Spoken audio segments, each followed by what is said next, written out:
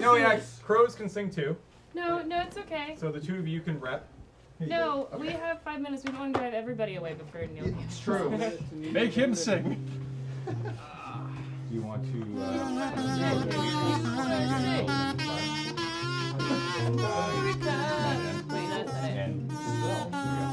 Take whatever you want.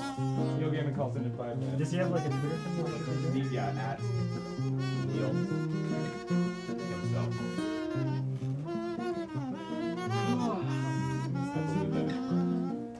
There we go. It's going to be very awkward. You should pull out your iPhone and see what I just tweeted. Oh wait, You just tweeted a thing for you. Are you guys tweeting at each other or in the same room? Or you could just chat across in the chat. Morning, Dale. Morning, James. How are you? I'm well. Yourself? Hey. Purple. I approve. I'm still occupying Desert Bus. You're not allowed to leave when Neil calls. I'm leaving when Neil calls. No, you're not. Be a big girl. You can do it. I love that. Did it come through? Yes, it did. Thank you.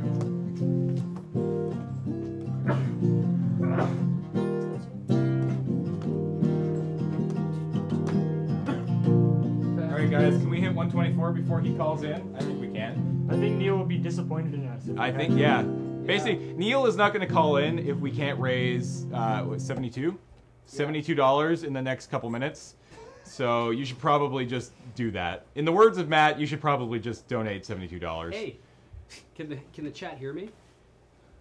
Can we do a challenge? No, on the guitar. Can the chat Oh, hear yeah. me? Oh, We got like challenge 4 right now. minutes We got like left. a couple minutes. Yeah, okay. The That's chat can hear me? Watch, I'm gonna tease the chat. Stop. Yes, it's fun to tease the chat. You're not on camera, but That's good. Yes.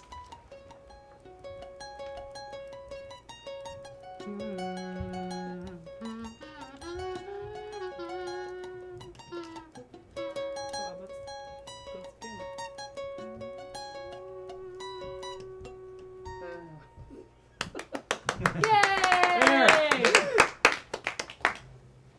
That should be the moon-based theme music in a way. I agree. Yes.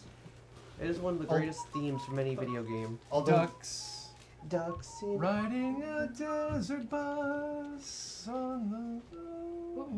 What was the national anthem of the fort? Oh, that was the Hockey Night in Canada theme. The national anthem of the fort was just the duck quacking. Oh, cool. Yeah. The national anthem of the fort was Roscoe quacking. Ah. It was pretty epic. I don't I know felt any something. Amanda Palmer songs, and I'm not Oh, going to 20 admit that to Neil. 124,000. Oh, Oh,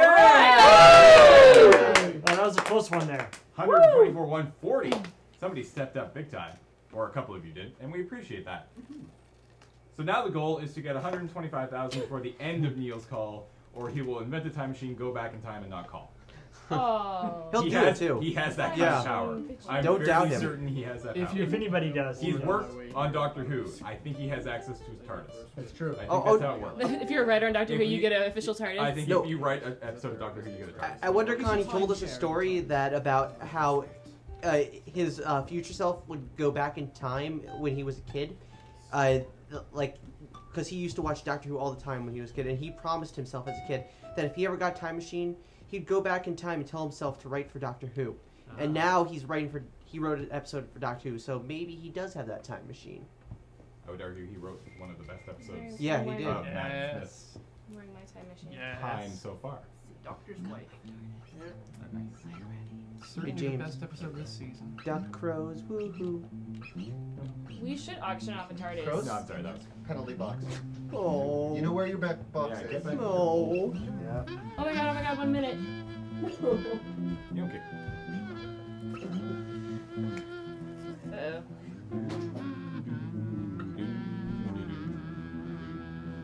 Again, the Doctor Who theme is kind of being played on a kazoo if you really think about it. Isn't Gentlemen. Oh, we left the theremin at home. Alright, well. Ashton's back. Here's your lunch now. And he probably got a good night's sleep. I got a fantastic night's sleep. Huzzah! it? Nice.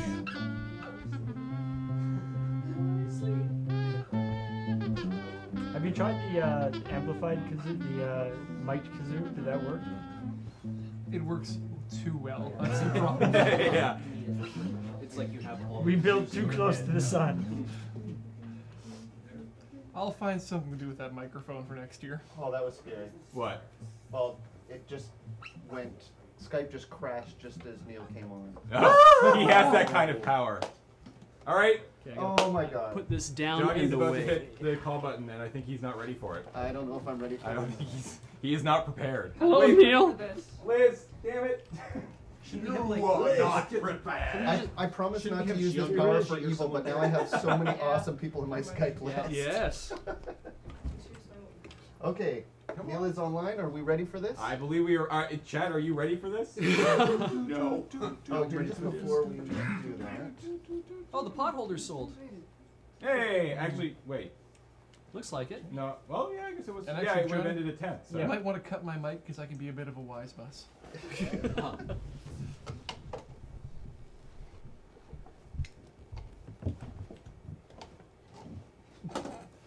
Yes, my body is also ready. All right. My bus is ready. So let's get him on the line. I'm just resizing here so he's actually on camera. Providing he does video, I don't know if he's. Well, we'll try. We're still on Crow's Cam, by the way. Oh, thanks. Yeah, why? Get off of that. Still on Crow's Cam. There we go. Liz is cowering in a corner. Cowering. Should we carry her in here? Neil, can you hear us? Hello? Hey, Oh my Neil. god, terrifying. Your headphones. Hey. So for some reason, let's see if I can stop. Yay! Hello. There's Neil Gaiman. Hello. Hello. Hi, Neil. Hi, Neil Gaiman. Oh my god, there's video too. No. So De5ertBus is actually getting played. De5ertBus is indeed getting played. Yeah. We have been. I think we have pretty much conclusively proven that we've played it the most of anybody in the world. So. I remember Penn Gillette telling me about it back in, 1998. Oh really? 99, very proudly. That's amazing. And You're more than welcome was- to come in and play it sometime. Yeah. you know, given Penn's description of it, I think I can skip that. Possibly when I get very, very old, Yes. I feel the need to play a game with absolutely no excitement. That sounds fantastic. Yeah. So I was up far too late last night answering emails from friends who'd seen my Simpsons appearance. How was that experience for you? You know, it's wonderful. It was really, really. It got good the moment the script arrived, and I read it, and I got to the end, and I don't know if you guys have seen it yet, but it has at least 2 twist endings, and I get to do stuff. Yeah, we've been kind of trapped here, but It is high on my to-do list. Obviously, you know, seeing that you're trapped there and don't know anything about it, it's safe to say that I have now taken over Springfield, and the show will be renamed The Gamans. do you feel like they captured your essence, so to speak? Do you feel like it was a good rendition of you in cartoon form? I think of the ones that I would like to be remembered by, obviously the version of me on Arthur, who is kind to children, advises them on their graphic novels, and inspires people to create great art. Is also an Is probably closer to how I'd like to be remembered than the Simpsons one, who is just so incredibly eager to join Homer Simpson's writing group that he basically becomes the caterer. But you know, the apparently there's a point where I do give an inspirational speech in there, and Homer says, "British Fonzie was right." The 40 seconds of that being delivered, there was already a British Fonzie account on Twitter. And it was trending worldwide. What that I do not know. If you've got to be known as something, that's not too bad. British Fonzie. So here's where I get to jump the shark. I understand that you guys have questions and things. Absolutely. Yeah, we everybody's been very excited to talk to you, and we put a we put a post up on our blog, and some people have posted some questions, some of which we're going to be skipping because they're not good questions. But there's a lot of love for your Doctor Who work, and so somebody is asking. In regards to the Doctor's Wife episode, what made you want to examine the relationship between the TARDIS, what led you to explore the relationship with the TARDIS? That whole, very cool. One of my favorite episodes actually of the last season. You know, the funny thing is, the way that most writing works is that what you wind up doing is following a chain of thought. So it's not like I got up and one morning and went, right, I'm going to write a Doctor Who episode. I shall examine the Doctor's relationship with his TARDIS by by making her human. It began with me going, oh my God, I have to come up with a Doctor Who scenario.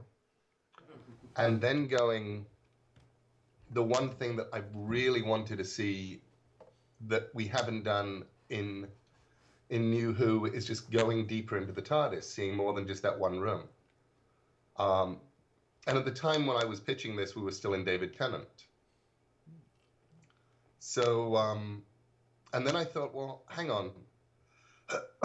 If you send the Doctor into the TARDIS, it's his environment. It's all loaded. It's a safe and welcoming and warm environment for him. Even if I wanted to, send hunters after him into the TARDIS, the TARDIS is on his side. I thought, so I've got to make the TARDIS threatening. And so how can I do that? Well, I could have the companions going, or a companion going deeper into the TARDIS. That would be cool. But I've still got to make the TARDIS threatening. Well, what if the TARDIS has been taken over by some kind of, evil entity? And I thought, that gives me some plot. And then I thought, but what am I going to do with the intelligence that embodies the TARDIS? I'll stick it in somebody. And that can be the Doctor's plot. And that was the sort of the train of thought that got me to that point. It wasn't the place I began. It was the place that I sort of arrived at. And in truth, I am slow enough that it wasn't until I phoned Stephen Moffat, explained the story to him, and he went, oh my God, TARDIS girl. Oh, we've never done that. TARDIS girl. Brilliant. Yeah, TARDIS girl. But I went, oh, that's obviously where the plot is going to go. Nice. You could see him getting all excited by that. There's some people asking for any information that you can divulge about the HBO American Gods series that is currently in development. I don't know if you can say anything, but there's very, very little I can say. We finally, the main thing I can say is it got announced the day or like 2 days after HBO said yes.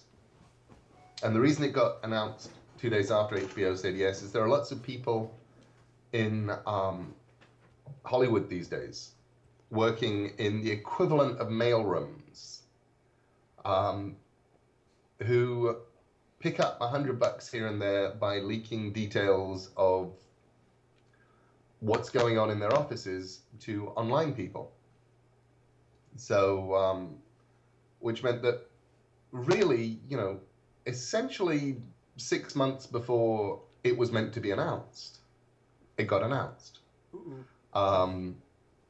And the truth is, it's taken 6 months to get the director, the producers, the producing entity, everybody else's contracts with HBO done.